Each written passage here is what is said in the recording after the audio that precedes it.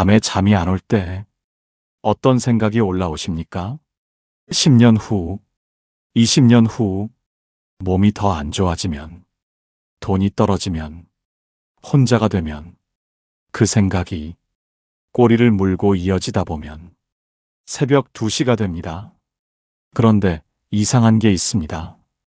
똑같이 나이 든 사람인데 어떤 사람은 그 생각에 잠을 못 자고 어떤 사람은 그냥 조용히 잠이 듭니다.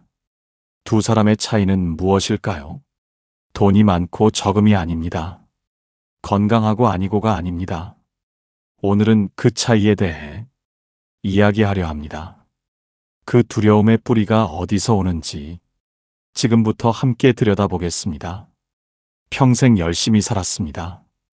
젊을 때는 가족을 위해 일했고, 중년에는 자식 뒷바라지에 썼고, 이제 조금 숨을 돌리려고 보니 통장 잔고가 생각보다 많지 않습니다. 주변을 보면 나보다 덜 성실하게 산 것 같은데 더 여유롭게 사는 사람이 있습니다. 왜 나는 이렇게 불안한 걸까? 내가 뭘 잘못한 걸까? 그 억울함이 올라올 때 노후에 대한 두려움은 더 크게 느껴집니다. 이건 당신이 준비를 못해서가 아닙니다. 평생 자신보다 남을 위해 살았던 사람이 정작 자신의 노후를 생각할 겨를이 없었던 겁니다. 그 헌신이 억울하게 느껴지는 건 당연합니다. 당신이 그만큼 가족을 위해 진심으로 살았다는 뜻입니다. 다만 오늘은 그 억울함을 잠시 내려놓고 노후가 두려운 진짜 이유를 들여다보려 합니다. 그렇다면 노후가 두려운 진짜 뿌리는 어디에 있을까요? 우리가 인생 전반부에 가졌던 한 가지 오해에서 시작됩니다. 노후 준비 잘하셨어요? 그 질문을 들을 때마다 가슴이 조금 내려앉는 느낌. TV에서는 노후 자금이 최소 얼마는 있어야 한다고 합니다. 그 숫자를 들을 때마다 내가 한없이 부족한 것 같습니다. 우리는 언제부터 노후를 숫자로 계산하기 시작했을까요? 노후가 두려운 이유를 대부분 돈 때문이라고 생각합니다. 하지만 돈이 많은 사람도 노후가 두렵습니다. 그렇다면 진짜 이유는 다른 데 있습니다. 우리가 인생 전반부에 가졌던 오해가 있습니다. 무언가를 많이 가지면 불안이 사라질 것이라는 생각. 돈이 있으면 안심이 되고, 건강하면 두렵지 않고, 자식이 잘 되면 노후가 편할 것이라는 믿음. 그런데 막상 그것들을 가지고 나서도 불안은 사라지지 않았습니다. 오히려 가질수록 잃을까봐 더 두려워졌습니다. 그것이 노후 두려움의 진짜 뿌리입니다. 가진 게 없어서가 아니라 가진 것을 잃을까봐, 또는 아직 갖지 못한 것을 끝내 못 가질까봐. 쇼펜하우어는 이 두려움의 구조를 정확히 꿰뚫었습니다. 그의 시선이 놀랍도록 지금 우리 이야기와 맞닿아 있습니다. 은퇴하고 나서 갑자기 시간이 많아졌습니다. 그런데 이상하게 더 바빴을 때보다 더 불안합니다. 할 일이 없으니 생각이 많아지고 생각이 많아지니 걱정이 늘어납니다. 쇼펜하우어는 이것을 정확히 설명했습니다. 인간의 내면에는 끊임없이 무언가를 원하는 힘이 있습니다. 그것을 그는 의지라고 불렀습니다. 이 의지는 절대 멈추지 않습니다. 하나를 얻으면 다른 것을 원하고 무언가 부족하다는 느낌이 항상 따라다닙니다. 노후의 두려움도 이 의지에서 나옵니다. 더 있어야 할 것 같고, 더 준비해야 할 것 같고, 아직 부족한 것 같은 느낌. 그 느낌은 실제로 뭔가가 부족해서가 아닙니다. 의지가 만들어내는 영원한 결핍감입니다. 그러면 이 결핍감에서 벗어날 수는 없을까요? 쇼펜하우어는 방법이 있다고 했습니다. 의지를 채우려 하지 말고 의지로부터 잠시 자유로워지는 것. 그 자유로움이 노후가 두렵지 않은 사람들의 공통점입니다. 그렇다면 노후가 두렵지 않은 사람들은 어떻게 그 의지로부터 자유로워졌을까요? 그들에게는 공통된 한 가지가 있습니다. 오래 알고 지낸 선배가 있었습니다. 딱히 돈이 많지도 않고 건강이 특별히 좋지도 않은데 항상 표정이 편안했습니다. 어떻게 그렇게 편안하냐고 물었더니 이런 말을 했습니다. 나는 오늘 하루가 좋으면 돼. 그 말이 처음엔 그냥 하는 말처럼 들렸습니다. 그런데 가만히 생각해보니 그 사람은 진짜로 그렇게 살고 있었습니다. 노후가 두렵지 않은 사람들의 첫 번째 공통점은 혼자서도 충분한 사람이라는 겁니다. 누군가와 함께 있어야 외롭지 않은 게 아니라 혼자 있어도 충분히 괜찮은 사람, 자식이 연락을 안 해도 크게 흔들리지 않는 사람, 모임에 안 나가도 불안하지 않은 사람. 쇼펜하우어는 말했습니다.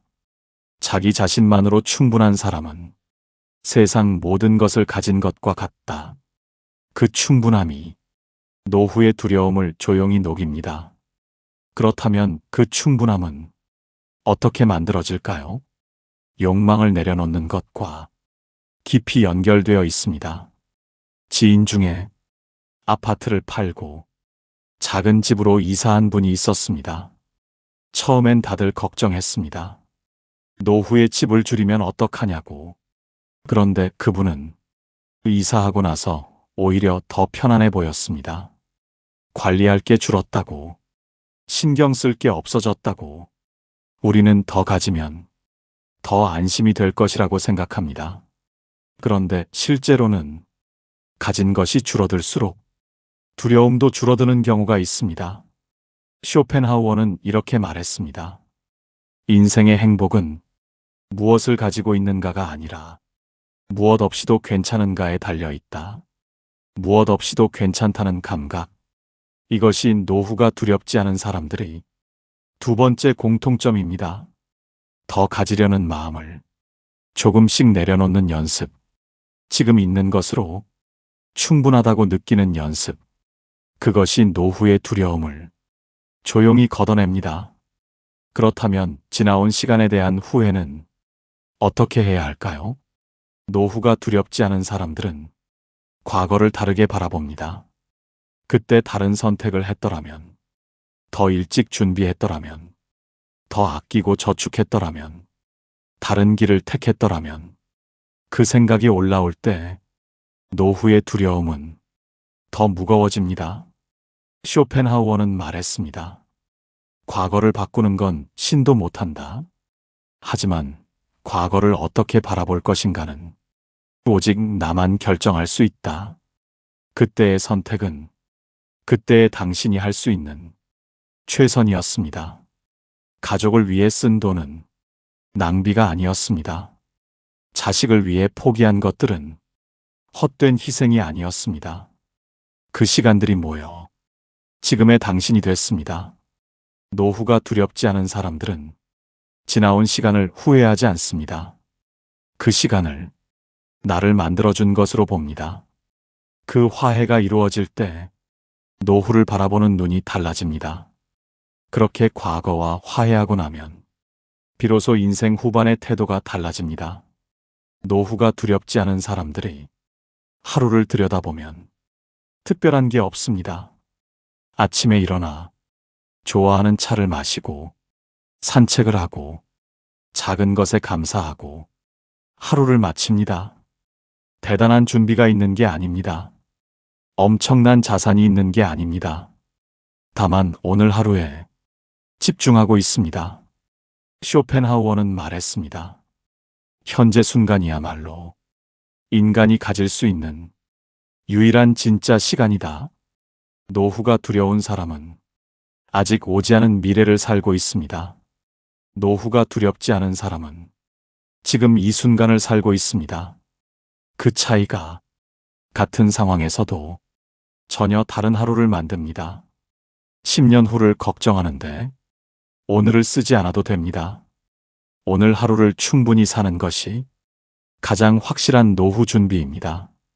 처음 이야기로 돌아옵니다. 노후가 두려운 사람과 두렵지 않은 사람.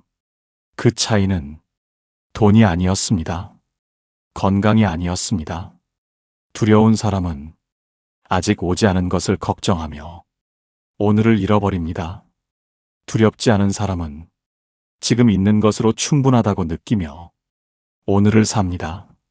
자기 자신만으로 충분한 사람, 지나온 시간과 화해한 사람, 오늘 하루에 집중하는 사람. 그것이 쇼펜하우어가 말한 노후가 두렵지 않은 사람의 모습입니다. 지금 당장 완벽하지 않아도 됩니다. 오늘부터 조금씩 충분하다는 감각을 찾아가면 됩니다. 오늘 밤 잠자리에 들기 전 이 한 가지만 생각해 보십시오. 오늘 하루 충분히 살았습니다. 그것으로 됩니다. 당신의 마음은 지금 어디쯤 머물고 계신가요? 댓글로 조용히 나눠주시면 좋겠습니다.